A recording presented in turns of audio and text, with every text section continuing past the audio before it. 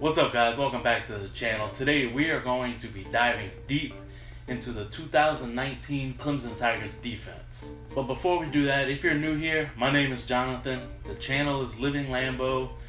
And on this channel, like I say, we do a little bit of everything. We do a little bit of vlogging, we do some Disney stuff, we do some movie stuff, and we do these little college football analysis videos. So if this is your kind of thing, go ahead and hit that subscribe button so you don't miss any more future content. So the 2019 version of this Clemson Tigers defense, they lost a lot of guys from the national championship winning team from last season, but they're still very good. They run out of a base 4-2-5 defense, 4 down linemen, 2 linebackers, and 5 guys in the secondary. They are led by do-it-all linebacker Isaiah Simmons. They have asked him to do everything this season. They've lined him up at inside linebacker, rush outside linebacker.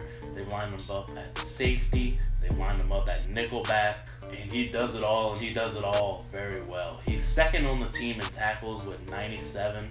He leads the team in tackles for a loss with 14.5. He leads the team in sacks with 7. He's second on the team in interceptions with 3. And he's also third on the team in pass deflections with 7. Simmons is not only their leader, but he's also the highest projected defensive player coming out for the NFL. He's projected to be 10 to top 15, somewhere in there, and he's mostly projected as a linebacker in the NFL. Their best cornerback is AJ Terrell.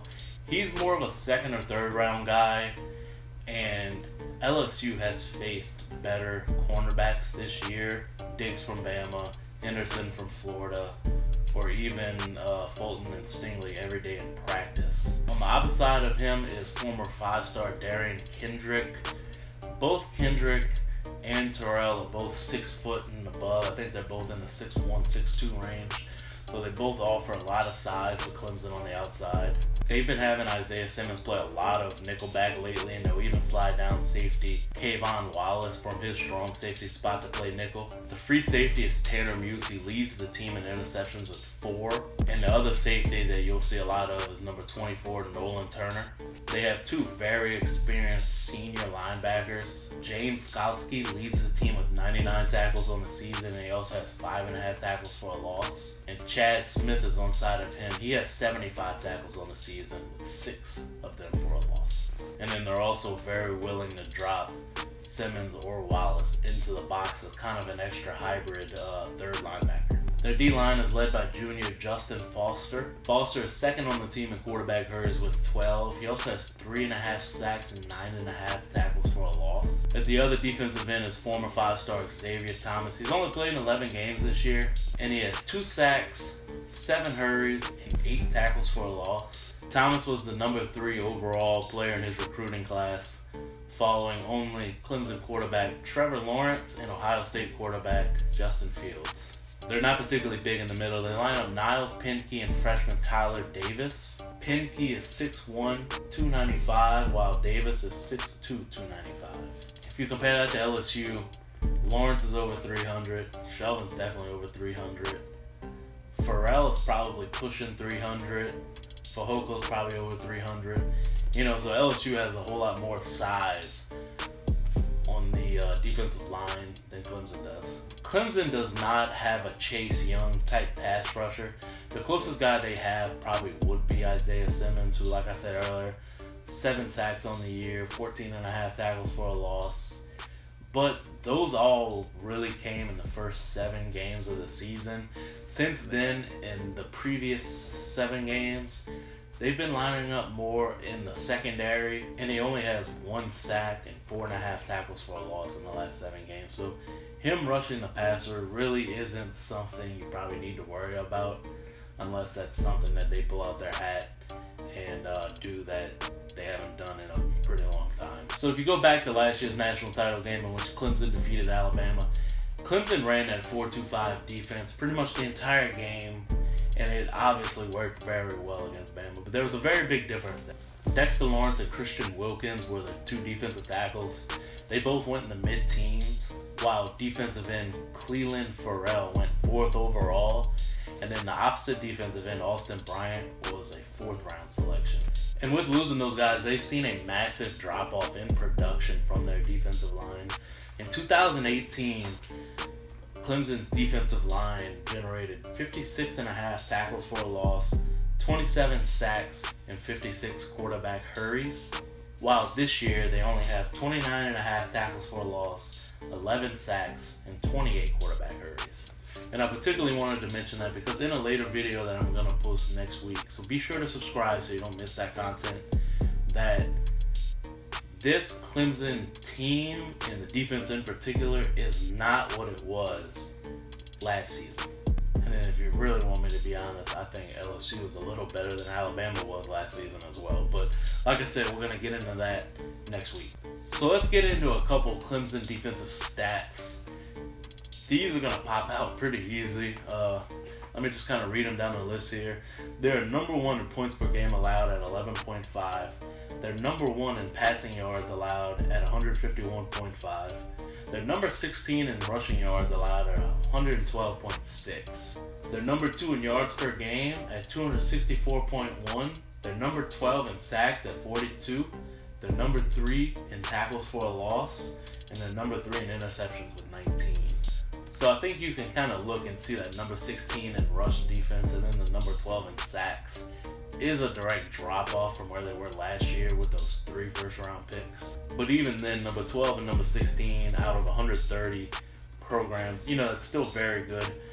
But you have to ask yourself the question of how much of that is really how good the Clemson defense is, and how much of that is a direct result of the opponents that they have played in the ACC. They did not face a top 30 offense all season. And obviously LSU is the number 1 offense in all of college football. For comparison's sake, LSU faced 4 top 30 offenses during the regular season, and they faced 5 if you want to include Oklahoma. The best offense they faced all season was probably North Carolina, and you probably remember that game that they probably should have lost. North Carolina scored 20 points and had about 300 total yards of offense in that game. So it's kind of a broken record at this point, but Clemson has not faced anybody of the caliber of LSU's offense. So this game is really going to come down to what the Clemson offense can do against the LSU defense. So a couple more Clemson defensive numbers. They're number 31 in the nation in stuff rate. I like to look at stuff rate because it kind of tells me how disruptive the defensive line or the front 7 of a defense is. If you don't know what stuff rate is, that is the percentage that a running back was stopped at or before the line of scrimmage. Texas A&M, Auburn, Florida, Georgia, and Oklahoma all rated higher than Clemson in stuff rate. Now the Clemson defense does actually rate very well rushing the passer, but the kind of kicker there is so did Oklahoma, and they really weren't able to get any pressure on Joe Burrow. But Clemson does do a really good job of disguising their defense, disguising their coverage. You don't know where guys are going to come from. They were able to get to Justin Fields 4 times in their game this past weekend, but the kind of secret there is Ohio State was only 102nd in the entire country in sack rate offensively, so they weren't really good at keeping Justin Fields on his feet. And lastly, we're going to look at that number 1 Clemson pass defense. They faced, on average, the 63rd ranked pass offense in college football. And we all know LSU's number 1, so that goes back to what I just said, that Clemson has not faced an offense like this. They faced only 4 teams this season that average over 250 yards passing a game. LSU's at like a hair under 400, I think 398. And Clemson's last 2 opponents, Virginia and Ohio State, both passed for more yards than their season average. And then something that they've kind of experimented with this year that you'll surely see them run come the national championship game is a somewhat of a Tampa inverted defense, which basically just comes down to you take a defensive tackle off the field, you put an extra member of the secondary, usually a safety on the field. They played Isaiah Simmons in that spot a lot, and it just kind of further helps you disguise what you actually want to do. But it also kind of leaves you open to the run game and short passing situations when you have skill players matched up against linebackers. So there it is, guys, your deep dive into the Clemson defense. I kind of look at this defense like I looked at the Georgia defense, that you look at them individually and there's no one guy aside from Isaiah Simmons that really jumps off the page for you. There's no Chase Young on the defensive line that has all these sacks or all these hurries and all this stuff.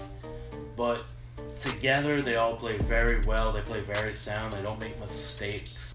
So next week, I'll take a look at the Clemson offense led by Trevor Lawrence. And then after that, I'll get into the game a little bit more. I'll give my score prediction. So if you like that kind of content, go ahead and hit that subscribe button. And if you want a little more extra help so you don't miss it, go ahead and hit the notification bell as well. Thanks for watching, guys. Hope you guys enjoyed the video. Go ahead and leave your comments below. See you guys next week. Bye.